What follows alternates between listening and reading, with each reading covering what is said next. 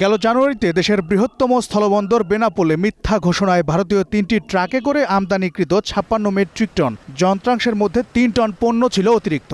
চালানটি থেকে অতিরিক্ত ২৮ লাখ টাকা রাজস্ব আদায় করে কাস্টমস। গত বছরের সেপ্টেম্বরেও এ ধরনের দুটি বড় ঘটনা সামনে আসে।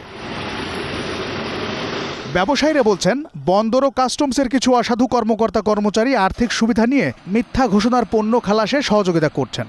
তাদের মন গড়া একটা ভ্যালু করে রেখেছে আজ থেকে ৪-৫ বছর আগে।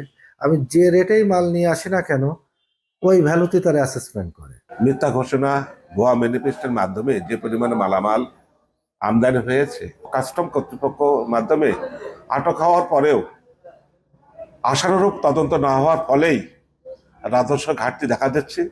যেহেতু অনেক অনিয়ম দুর্নীতি হচ্ছে, আমরা দেখতে পাচ্ছি সম্প্রতি পোর্টের ৯টি গেট অতিক্রম করে একটি পণ্য চালান ধরা পড়েছে বিজিবির হাতে।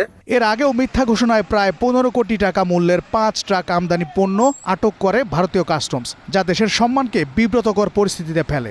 ইতিপূর্বে মিথ্যা ঘোষণায় আটককৃত যে সকল কনসাইনমেন্ট ছিল সেগুলো কাস্টমস আইন অনুসারে যথাযথ ব্যবস্থা গ্রহণ করা হয়েছে এবং ভবিষ্যতে এ ধরনের মিসডিক্লারেশনের যে কোনো ধরনের পণ্য আমরা ক্ষেত্রে সচেতন আছি। মিথ্যা ঘোষণার এসব চালানের বিপরীতে কাস্টমস আইনে মামলা করা হয়েছে। কয়েকটি গাড়ি আটক করা হয়েছে কয়েক দফা এবং সেটি পরবর্তীতে পরীক্ষা করে দেখা গেছে যে প্রকৃত অর্থে তারা যে সমস্ত পণ্য এনেছে সেগুলো যথার্থ ছিল এবং সঠিক ছিল।